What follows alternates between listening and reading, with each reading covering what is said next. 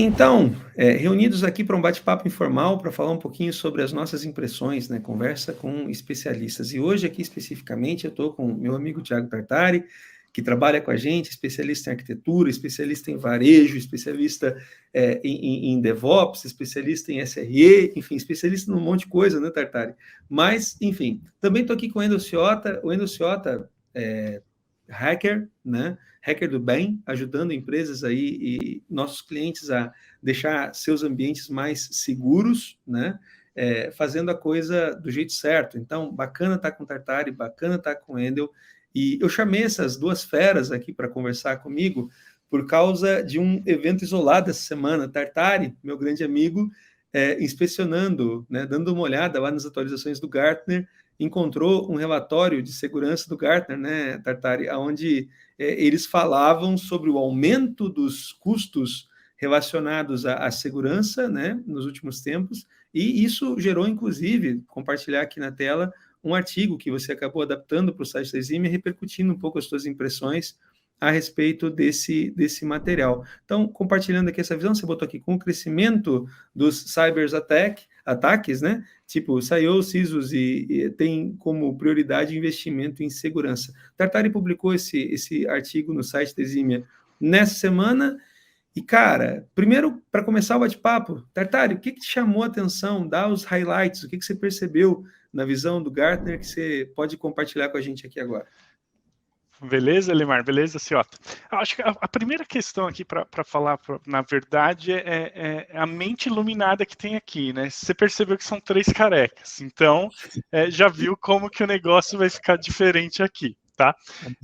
Olhando especificamente para o que o Gartner falou, três coisas me chamaram a atenção, né? Que são os três fatores que ele fala ali, sobre a questão do trabalho remoto, sobre a questão do trabalho, como trabalho híbrido, né? Ele potencializou e ele ampliou a incerteza da insegurança e também sobre a questão da inovação, que com a inovação a gente precisa também lidar com questões de segurança.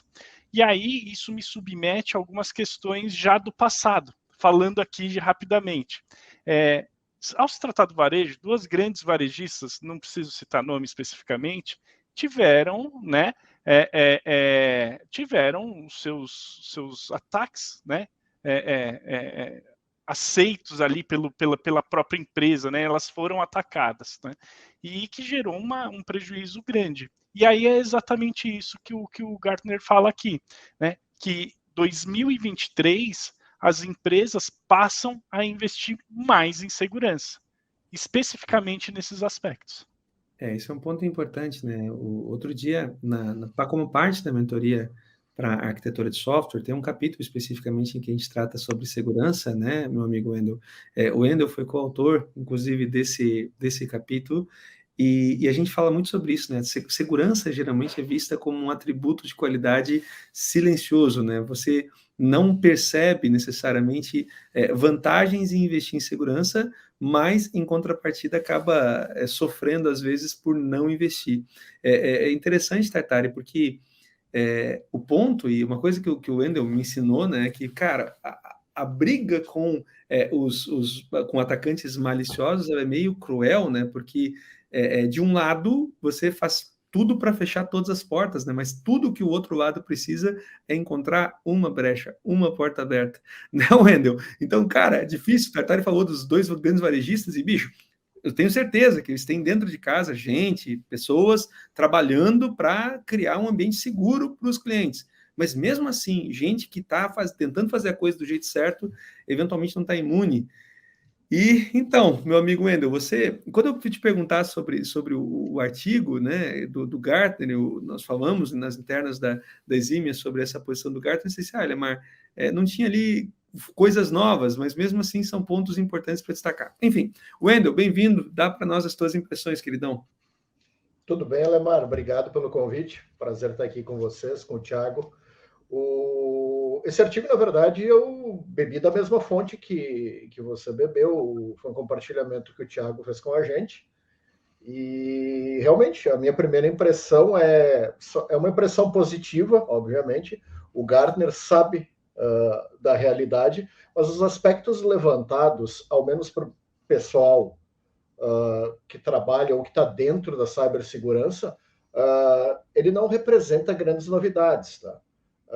Estamos todos cientes das questões da pandemia e do aumento de investimento em cybersec, que não só está acontecendo, como é extremamente necessário. Não, beleza, beleza. Aqui eu vou compartilhar rapidamente esse aqui.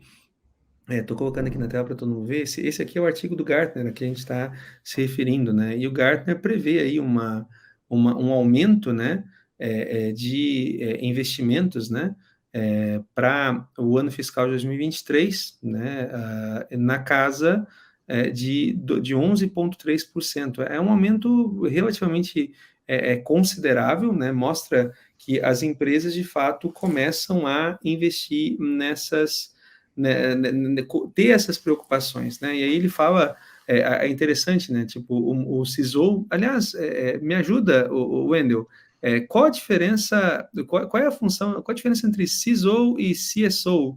Porque o povo aqui traz esses caras para a gente, né?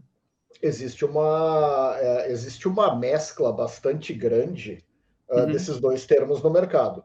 Na grande maioria dos casos, esses caras são a mesma coisa.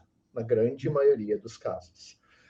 Em alguns ambientes, em algumas empresas que preferem manter, eles acabam segregando uma função mais técnica e uma mais corp. Entendi, uma coisa mais próxima, uma mais próxima da estratégia, outra mais próxima lá embaixo dos bits e bytes, tá bom. Mas Correto.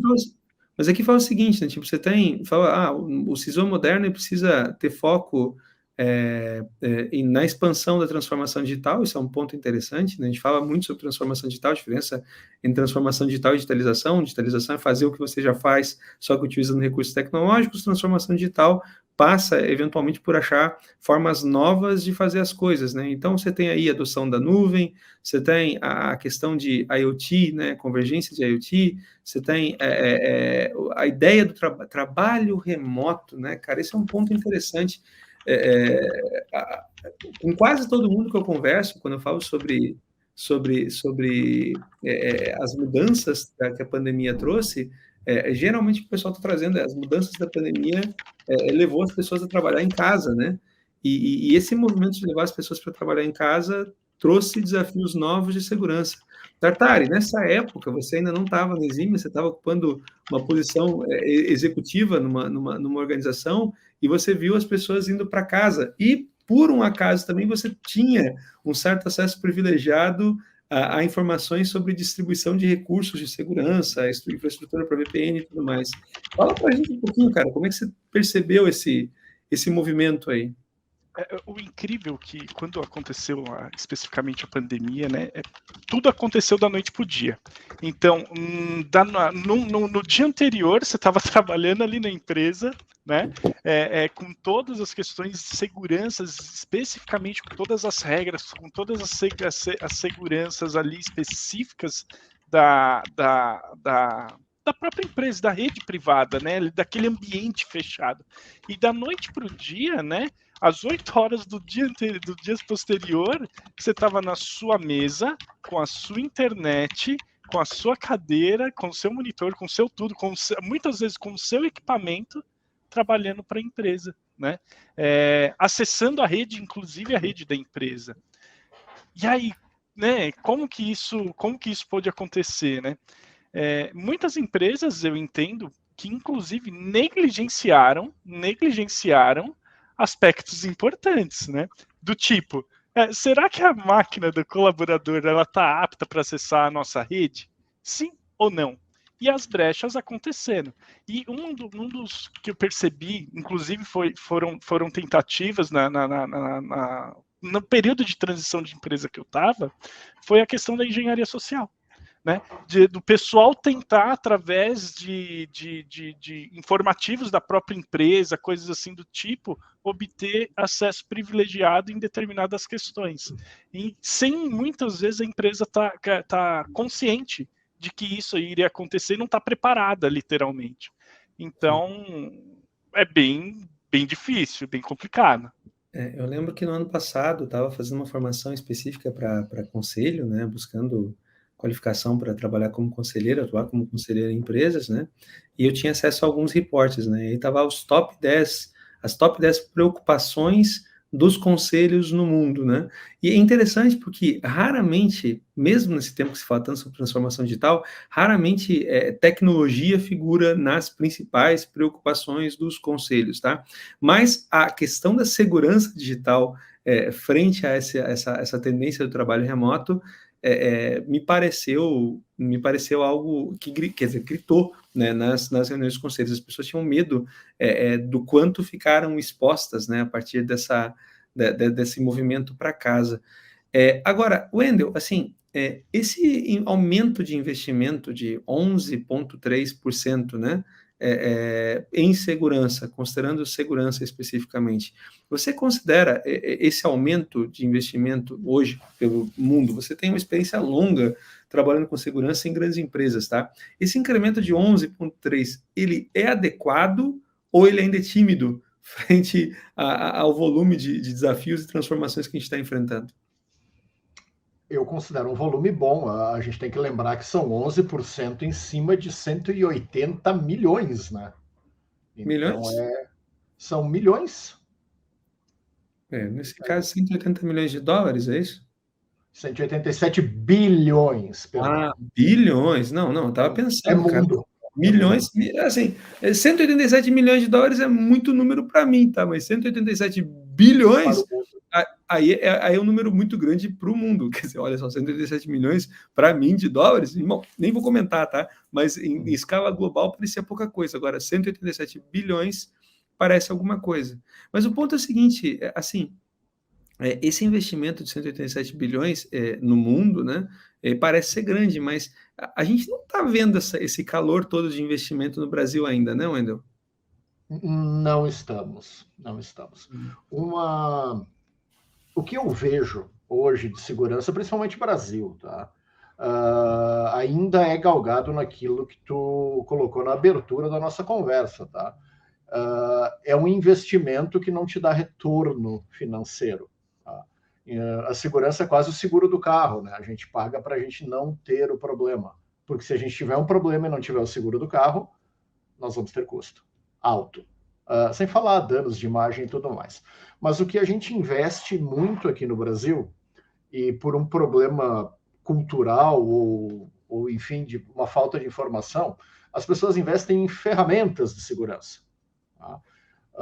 Você compra lá o seu CIEM, o seu antivírus, o seu EDR e tudo mais, e você dá essa questão como encerrada. Você se considera protegido, mas as coisas não são tão simples assim. Não é uma ferramenta que te dá proteção. Tá? Então, os investimentos no Brasil majoritariamente são feitos em aquisição de ferramenta. Tá? E isso não corrige todo o problema das corporações, que têm problemas em seus processos, tem problemas sociais, digamos assim.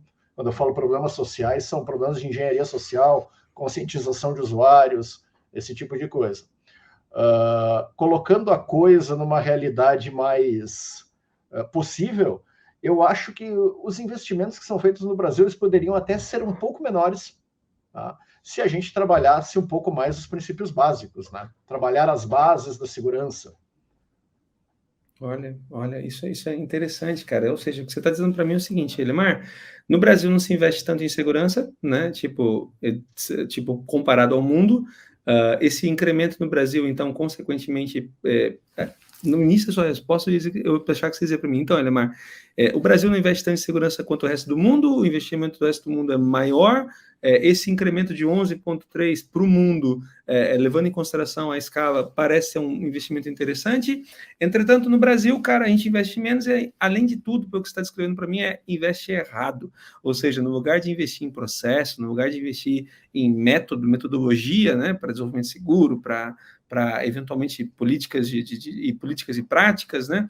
O Tartari evidenciou muito bem antes, boa parte das fontes dos ataques acontece por engenharia social. Eu mesmo fui vitimado recentemente aí por um golpe cibernético, em onde, cara, eu eu, né, fui manipulado, né, tipo, né, usando ferramentas aí de engenharia social e, cara, me levaram uma grana, ainda bem que a gente conseguiu eventualmente buscar no parceiro a ressarcimento. Mas, enfim, o ponto todo você está dizendo para mim que não só o investimento no Brasil não necessariamente precisaria ser maior, seria bom se fosse maior, mas antes de tudo ele precisaria ser certo.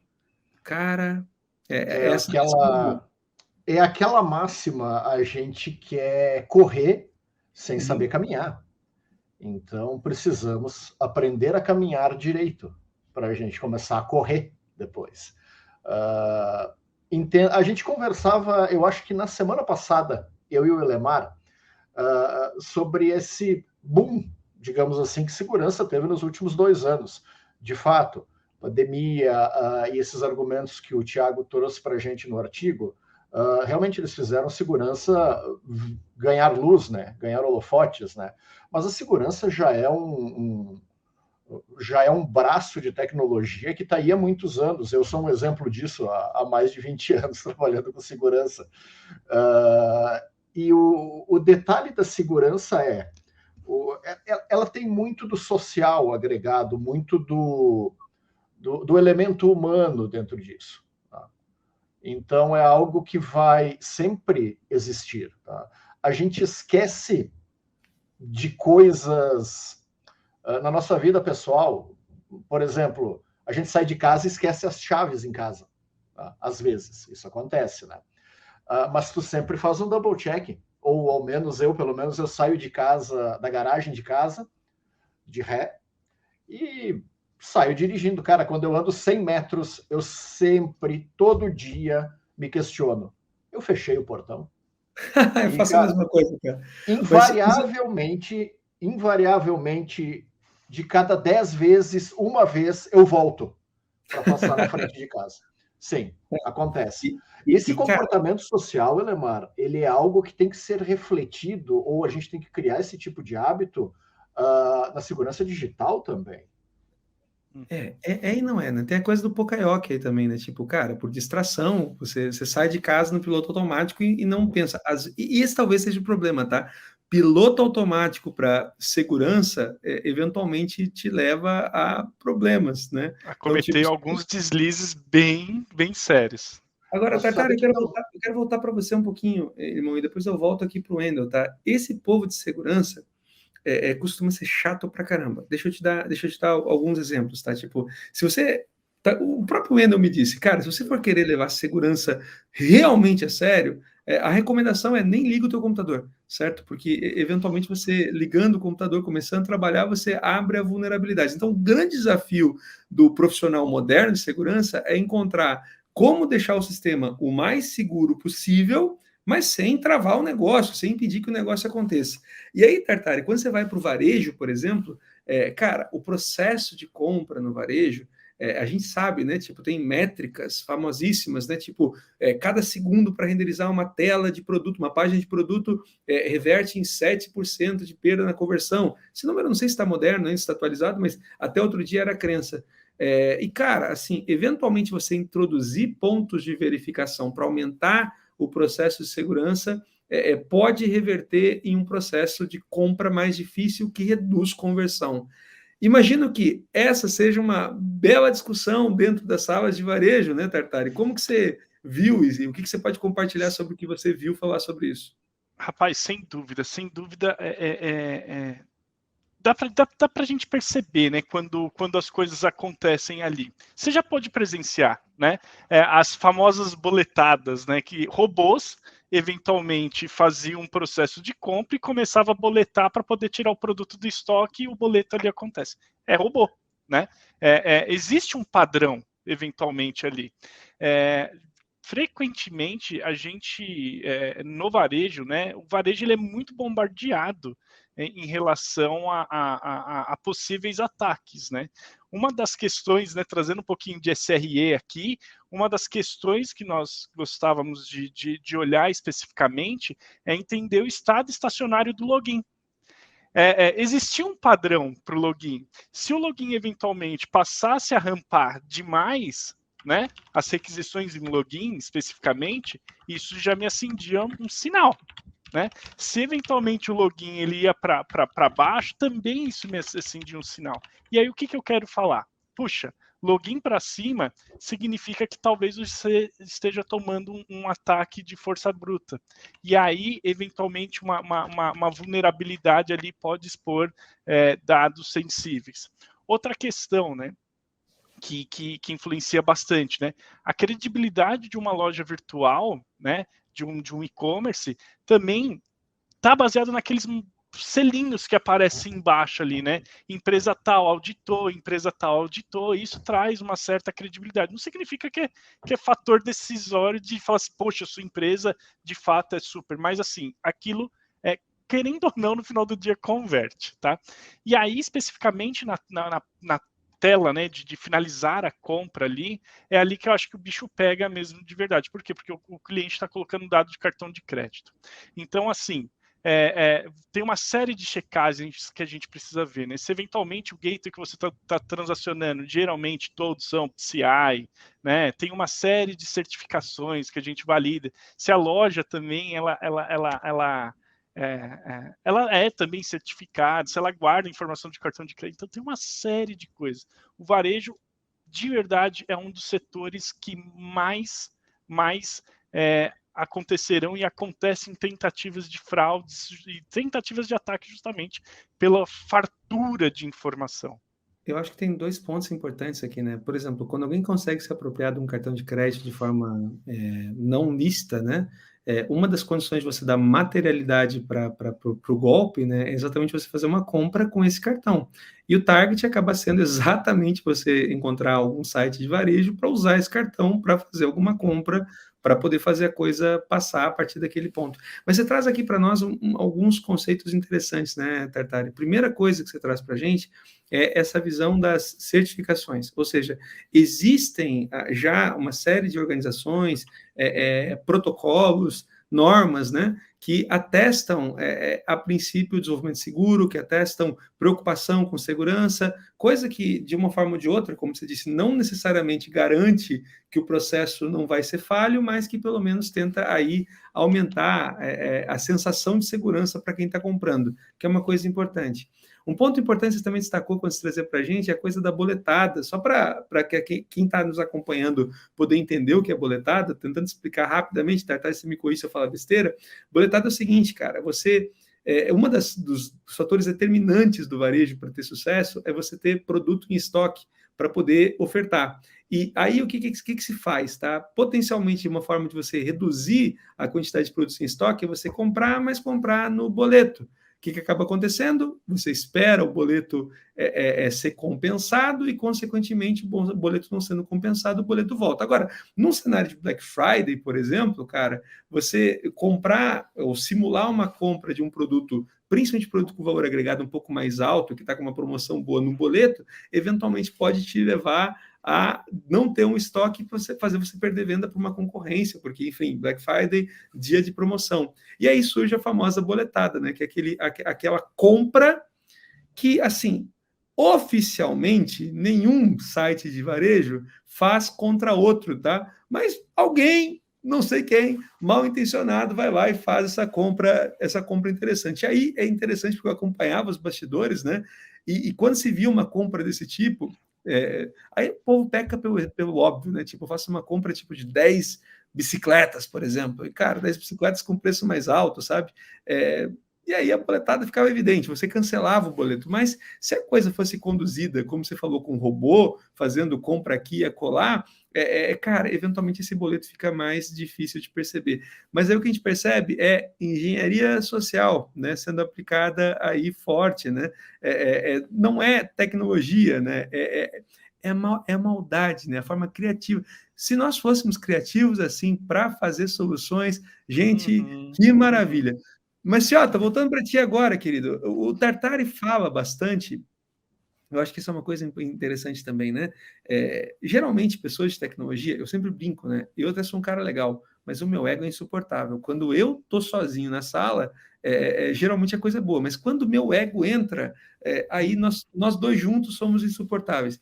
Pessoas de tecnologia tendem a ter o ego um pouquinho mais inflado. Não é regra, tá? Mas tendem a ter o ego um pouquinho mais inflado. E costumam, às vezes, acreditar e, poxa, eu consigo resolver as coisas do meu jeito, eu não preciso seguir normas, não preciso seguir protocolos.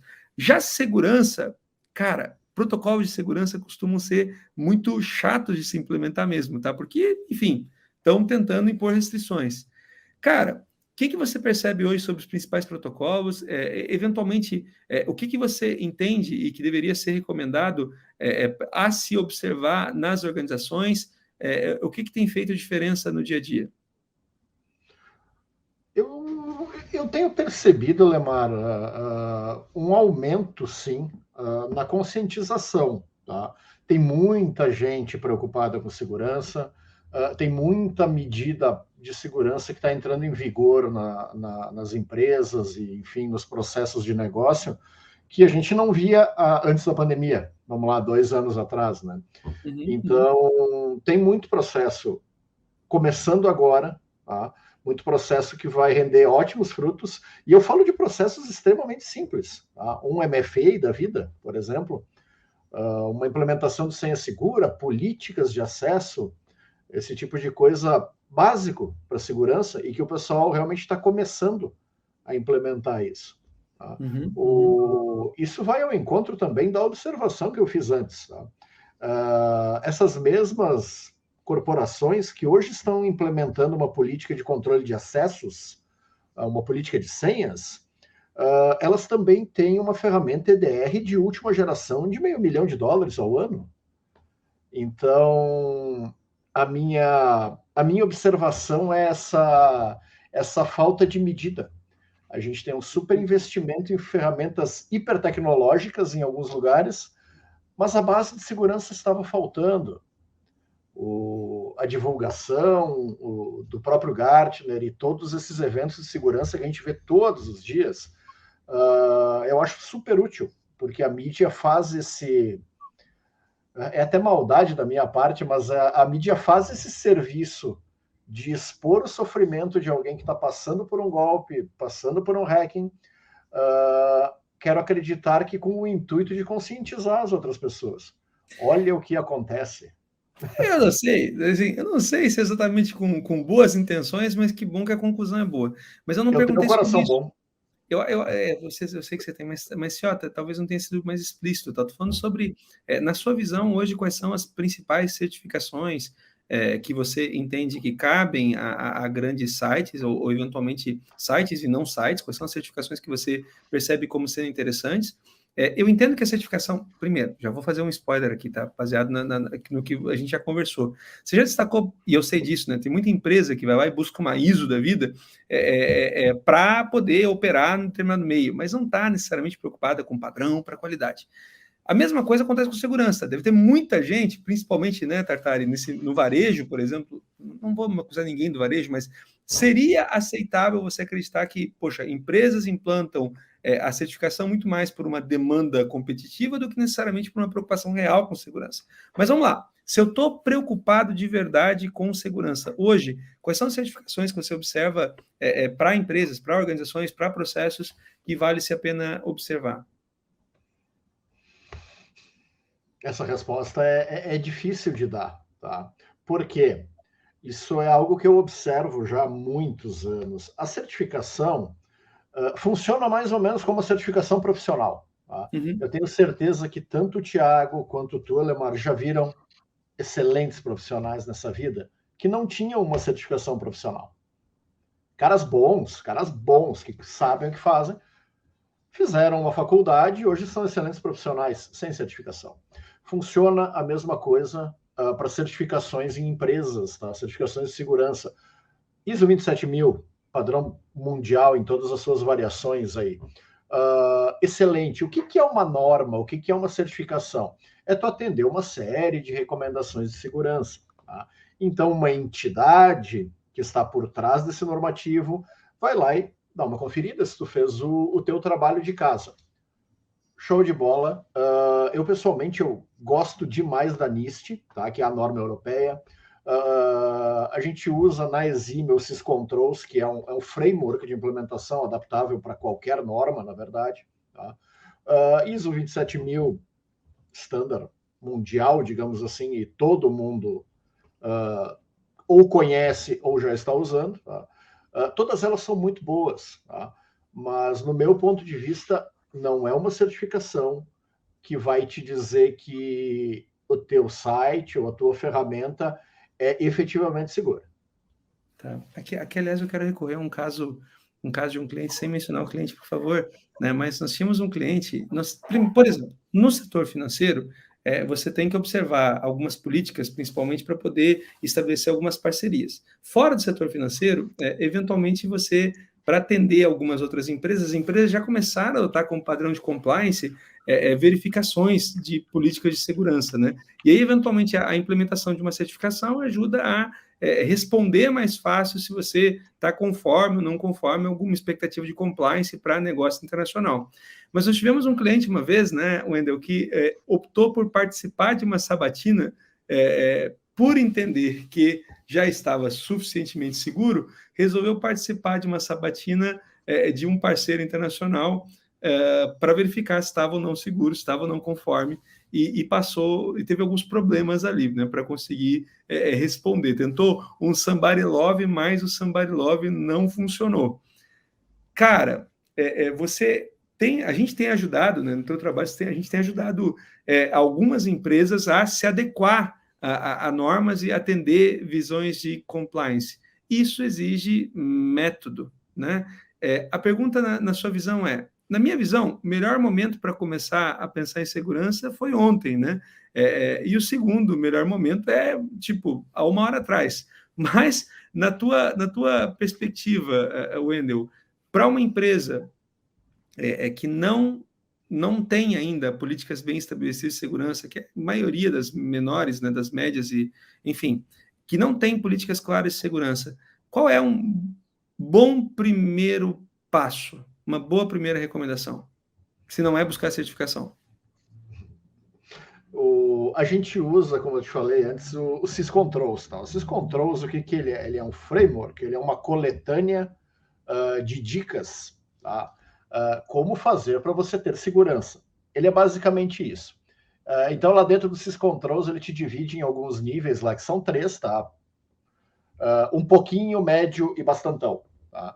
Para te ter um pouquinho de segurança, tu precisa checkbox, um antivírus, um firewall.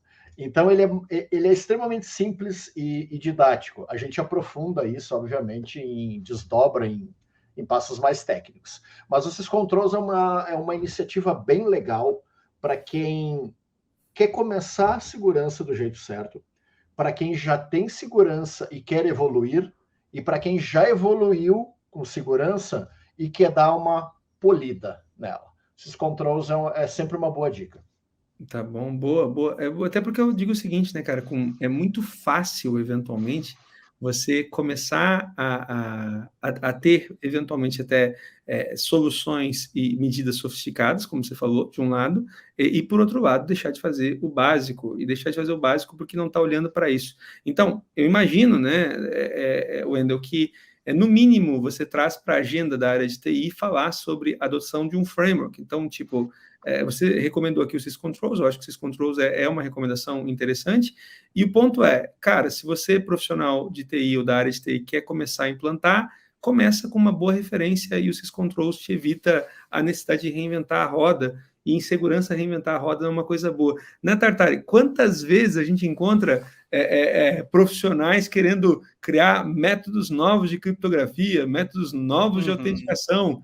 Quantas vezes a gente encontra isso quando a gente vai fazer uma revisão das arquiteturas e das implementações por aí? No varejo, como a gente sabe, o básico já está feito, né? Tipo, o pessoal não reinventa tanto a roda, mas é incrível como segurança por obscurantismo, né, Wendel? Segurança por obscurantismo ainda é... Tem uma coisa, Lemar, que me faz raciocinar aqui. Acho que a galera, de maneira geral, tem excesso de otimismo, certo? De que nada vai acontecer. Nada vai acontecer. Aí me veio uma frase, literalmente, da SRE, que você sabe que eu falo muito, né?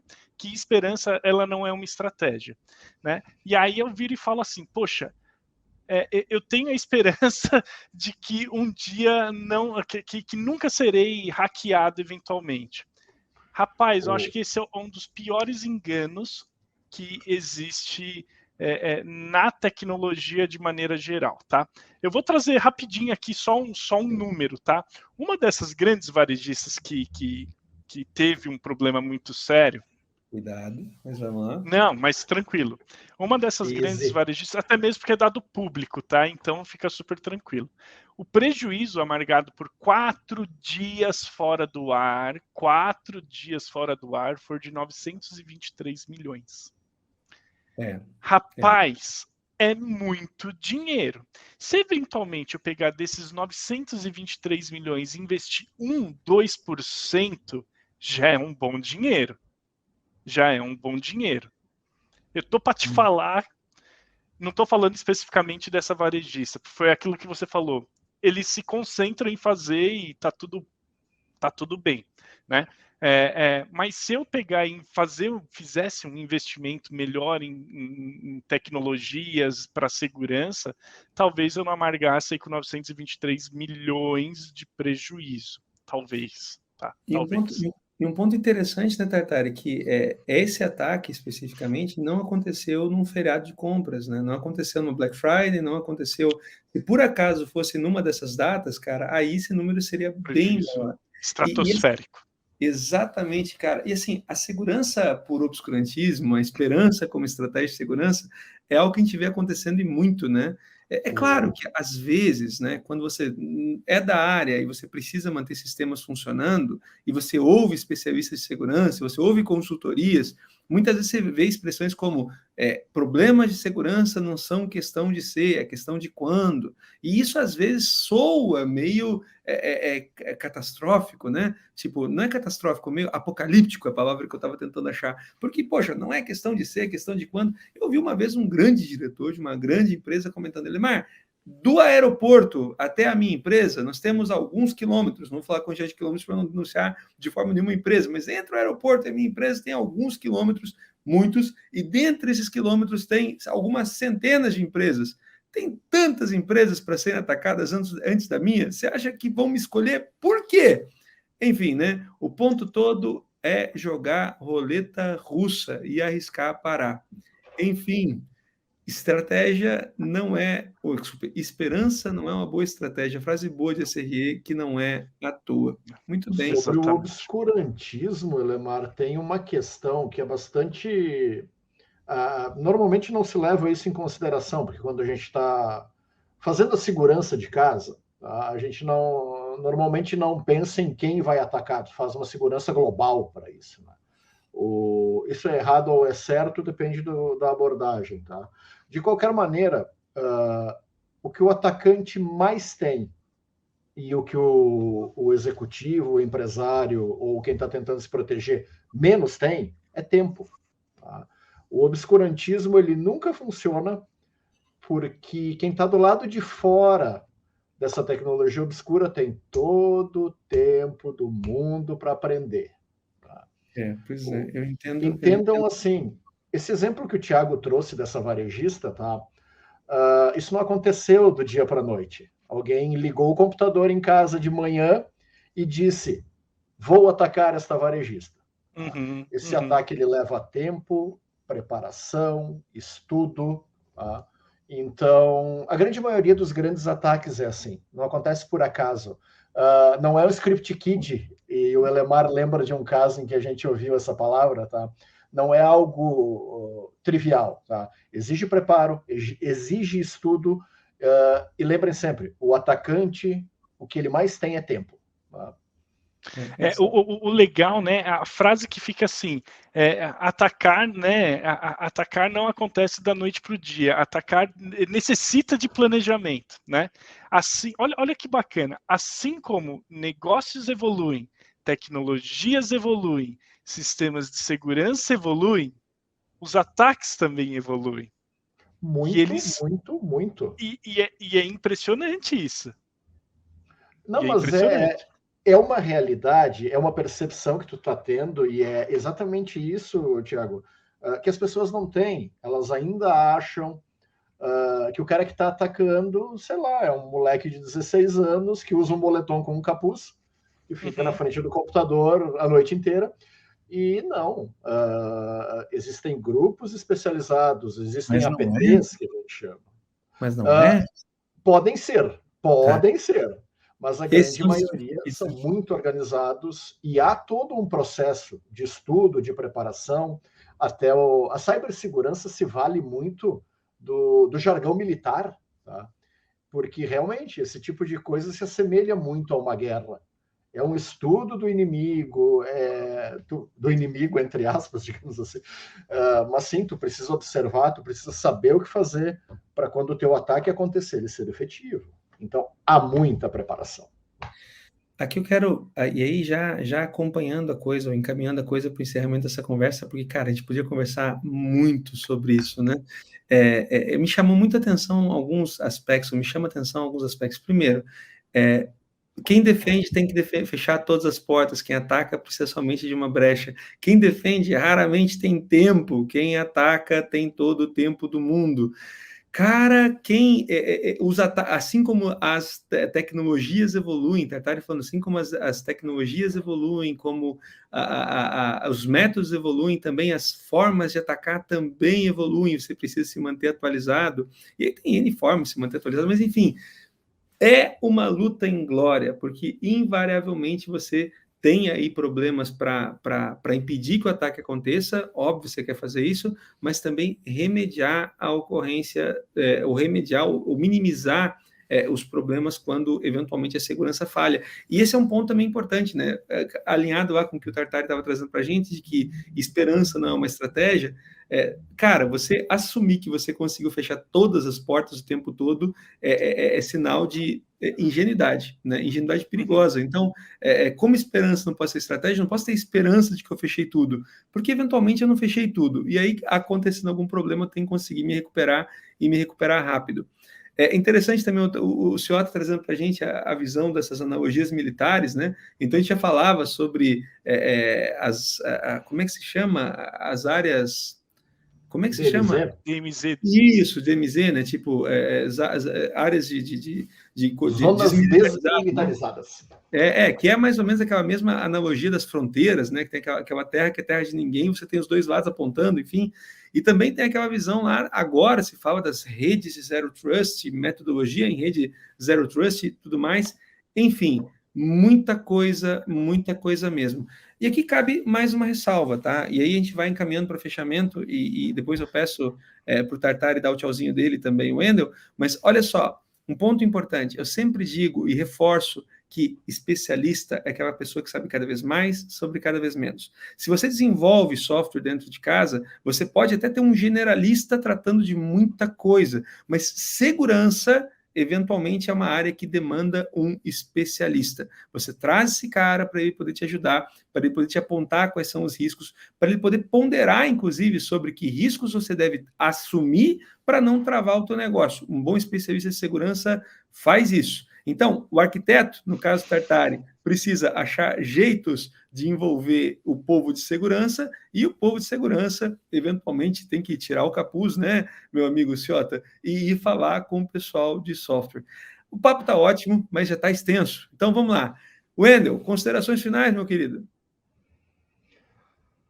Invistam em segurança. O Gartner está mandando, não sou eu, não é exímia. Invistam em segurança. Não, brincadeiras à parte, gente. O dano maior à segurança, obviamente, além dos dados, eu sempre penso no dano que tu vai ter para a tua marca. Tá? Tiago, um cara que tem uma experiência gigante no varejo, pode falar muito melhor do que eu, do que alguns arranhões na tua marca podem fazer comercialmente com isso. Tá? Então, cuidem da segurança, vocês estão cuidando da imagem da empresa de vocês também. Ótima. Um ponto interessante, né, Tartari? Eu lembro, né, nos bastidores da Black Friday da vida, eu lembro que quando eu ia entrar num site de uma concorrente, anos atrás, quando a gente estava atuando numa Black Friday, o Google anunciava, cuidado, esse site teve um vazamento de tantos mil registros, ou meio milhão, se não me engano, de registros há meio ano. E, cara, olha que loucura, na Black Friday, imagina você entrando num site para comprar e o Google dizendo, olha, se eu fosse você, tomaria cuidado. Cara, Que problema. Boa, meu amigo Wendel, boa, né? Invista em segurança, mas também, né, Wendel? Invista certo em segurança. Dá para gastar menos desde que se faça a coisa certa, segurança do jeito certo. Eu gosto disso. Tartari, considerações finais. Opa! Nós recomendamos segurança do jeito certo. Exatamente. Eu ia pensar que o Wendel ia dizer contrata exímio, mas tá bom. Tartari, meu amado, e você, considerações finais nesse bate-papo? É importante a gente relacionar a arquitetura de software, né, com segurança. Segurança é um dos principais atributos de qualidade, se não for o principal, tá? Por quê? Com segurança, a gente gera confiabilidade. Confiabilidade, eu gero experiência do cliente. Então, a gente tem que começar a olhar nesse aspecto. E uma questão que eu gosto bastante é que nós, de tecnologia de maneira geral, principalmente segurança, SRE, arquitetura, a gente precisa trabalhar muito com o espírito do pessimismo construtivo, né? Que na prática a gente espera pelo melhor, mas nos planejamos para o pior. Muito bem, muito bem, muito bem. O meu amigo Tartari é um frasista, entendeu? Tipo, esperança não é uma boa estratégia, prepare-se, né, para o melhor, mas, quer dizer, espere para o melhor. Espera pelo melhor, mas prepare-se, se planeje para o pior. E que é mesmo esse conceito? Otimismo pessimista? Pessimismo construtivo. Pessimismo construtivo. Isso é novo para mim, gostei. Isso vem da SRE. Olha que maravilha, olha que maravilha. A gente tem as dinâmicas se cruzando. E isso tudo faz parte de engenharia de software.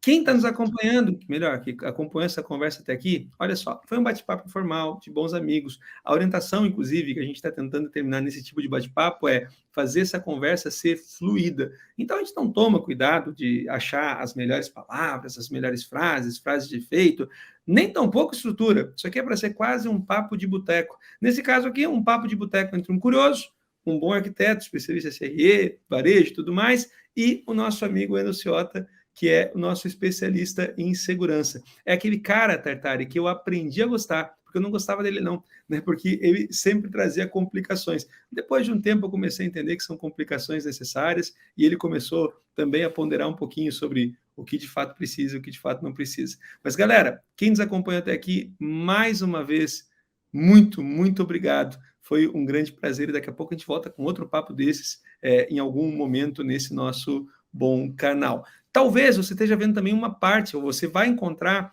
partes dessa conversa em cortes.